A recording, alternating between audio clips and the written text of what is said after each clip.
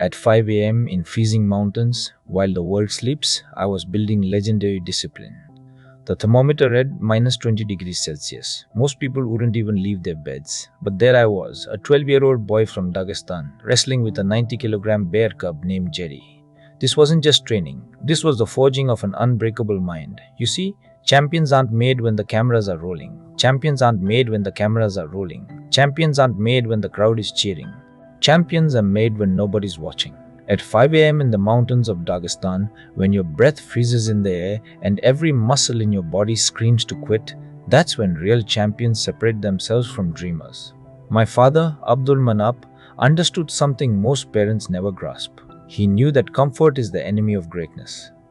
While other kids were sleeping in warm beds, I was learning the most important lesson of my life. The lesson that would carry me through 29 undefeated fights. The lesson that would make me not just a champion, but a legend. If you give up, you already lost, I would later say. But at 12 years old, in those freezing mountains, I didn't know I was learning this principle. I just knew my father expected me to show up every single day. No matter how cold, no matter how tired, no matter how much my body begged me to stay in bed. The bear wrestling wasn't just about physical strength. It was about mental conditioning. When you've wrestled a bear at sunrise, stepping into the octagon with another human being doesn't seem so intimidating. When you've trained your body to move, when your mind says stop, you develop something that can't be taught in any gym. You develop the discipline of champions. But here's what nobody tells you about discipline. It's not about motivation. Motivation is temporary. Motivation is temporary. Motivation is what gets you started. Discipline is what keeps you going when motivation fails. Discipline is showing up when you don't feel like it. Discipline is doing what needs to be done, especially when you don't want to do it.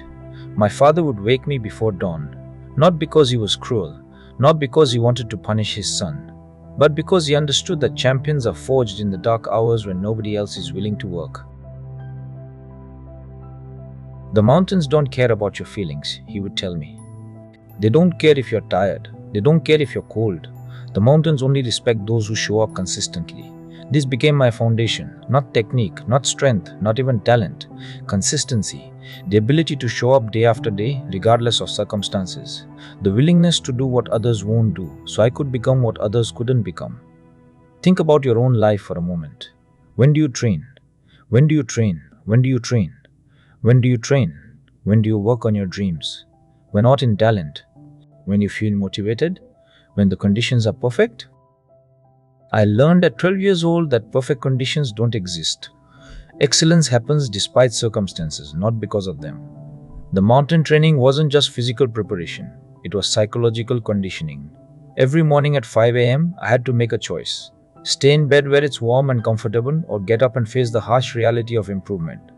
This daily decision, repeated thousands of times, built something more valuable than muscle. It built character. I want to be champion not because I want to be famous, I once said. I want to be champion because I want to show my father. But the truth is, every morning I showed up to those mountain training sessions, I was already showing my father something more important than any championship belt. I was showing him that I had the heart of a warrior. The bear wrestling sessions lasted for years. Jerry the bear became my unwilling training partner. But what most people don't understand is that Jerry wasn't just teaching me how to wrestle. Jerry was teaching me how to stay calm under pressure, how to think clearly when something bigger and stronger is trying to overpower you, how to find leverage when you're at a disadvantage. These lessons would prove invaluable years later in the octagon. When Conor McGregor was trying to get under my skin with trash talk, I remained calm. Why? Because I'd been dealing with unpredictable situations since I was a child. When opponents tried to intimidate me, I stayed focused. Because nothing they could do was more challenging than wrestling a bear at 5 a.m. in sub-zero temperatures. The mountain training created a different type of athlete, not just someone who was physically strong, but someone who was mentally unbreakable. Someone who had been conditioned to perform when conditions were far from ideal. Someone who had learned that comfort is the enemy of growth. Here's the lesson you need to understand. Your 5 a.m. mountains are everywhere. They're in the gym when you don't feel like working out. They're at your desk when you need to work on that project, but you'd rather scroll through social media. They're in every moment when you have a choice between the easy path and the path that leads to growth. My training wasn't about becoming the best fighter in the world. That was just a byproduct. My training was about becoming the type of person who shows up consistently, regardless of circumstances. The type of person who does what needs to be done, when it needs to be done, whether they feel like it or not. Pressure makes diamonds, not excuses, I often say. But pressure doesn't just happen in big moments. Pressure happens every single day when you have to choose between comfort and growth. The mountain training taught me to choose growth even when it was painful, especially when it was painful. The cold mountain air became my teacher. It taught me that discomfort is temporary, but the strength you build from facing discomfort lasts forever. It taught me that the body can endure much more than the mind believes possible. It taught me that champions aren't born, they're forged in the fires of consistent effort. But what made these training sessions truly special wasn't just the physical challenge, it was the mental preparation. Every morning, I had to overcome the voice in my head that said, "Not today." The voice that said, "It's too cold." The voice that said, "You can rest just this once." Learning to overcome that voice is what separated me from every other fighter. When you watch me fight, you're not just watching technique. You're watching the result of thousands of mornings when I chose discipline over comfort. You're watching the compound effect of small daily decisions that nobody else was willing to make. You're watching what happens when someone commits to excellence in the dark moments when nobody is watching. The mountain training created something in me that coaches can't teach and money can't buy. It created an identity. I didn't just do disciplined things, I became a disciplined person. There's a massive difference. When discipline becomes your identity, you don't have to rely on motivation. You don't have to psyche yourself up. You just show up because that's who you are. This identity carried me through every challenge in my career. When I faced adversity, I didn't crumble because I'd been facing adversity since childhood. When I faced pressure, I stayed calm because pressure had been my training partner for decades. When others made excuses, I found solutions because making excuses wasn't part of my identity. The most powerful lesson from my mountain training isn't about waking up early or training in harsh conditions. It's about the cumulative power of consistent action. It's about understanding that small, daily choices, repeated over time, create extraordinary results. It's about recognizing that who you become is more important than what you achieve. Now, let's talk about your mountains. What's your equivalent of 5 a.m. training in sub-zero temperatures? What's the thing you know you should be doing, but you keep putting off because it's uncomfortable? What's the discipline you need to develop that would transform your life if you committed to it for the next 5 years? Your mountain might be getting up early to work on your business before your day job. It might be going to the gym when you don't feel like it. It might be studying for that certification that could advance your career. It might be having difficult conversations that could improve your relationships.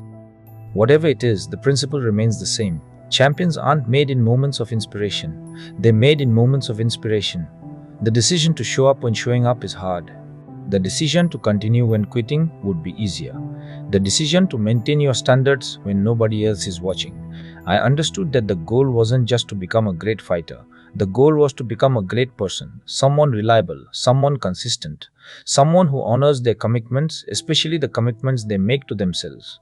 The mountain training was character development disguised as physical preparation. Every champion was once a beginner who never gave up, I remind us. But what I don't say is that giving up happens in small moments. It happens when you hit the snooze button instead of getting up to train. It happens when you choose the easy option instead of the growth option.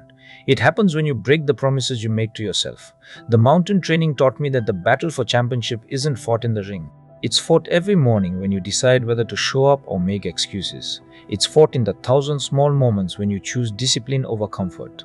It's fought in the privacy of your own mind when nobody else knows the choice you're making. Here's what you need to do today.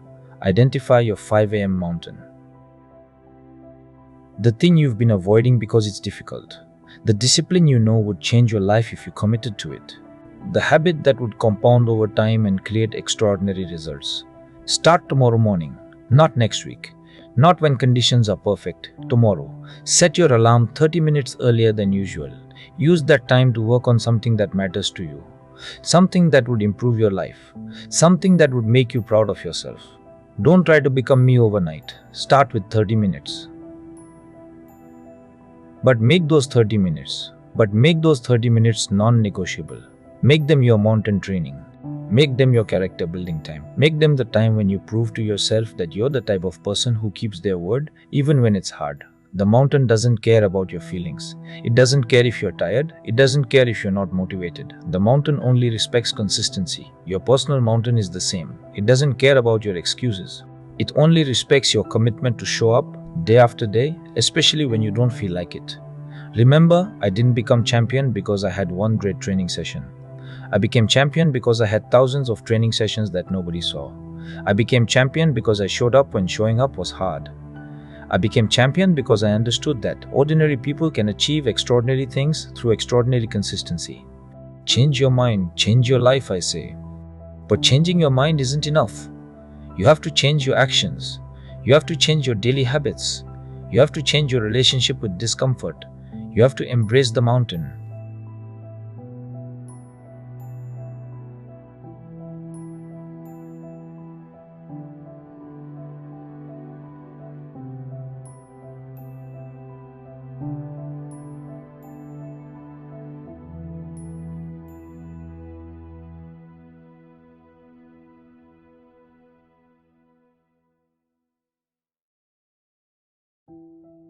The question isn't whether you have what it takes to succeed.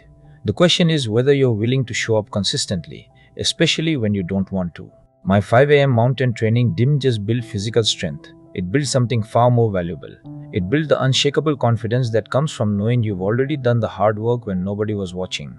It built the quiet assurance that comes from keeping promises to yourself. It built the inner strength that no opponent can take away from you. Your journey to greatness starts tomorrow at 5 a.m. Not because 5 a.m. is magical, but because 5 a.m. is when you prove to yourself that you're serious about change. It's when you demonstrate that your dreams are more important than your comfort. It's when you begin the daily practice of becoming the person you want to be. The mountain is calling. The question is, will you answer?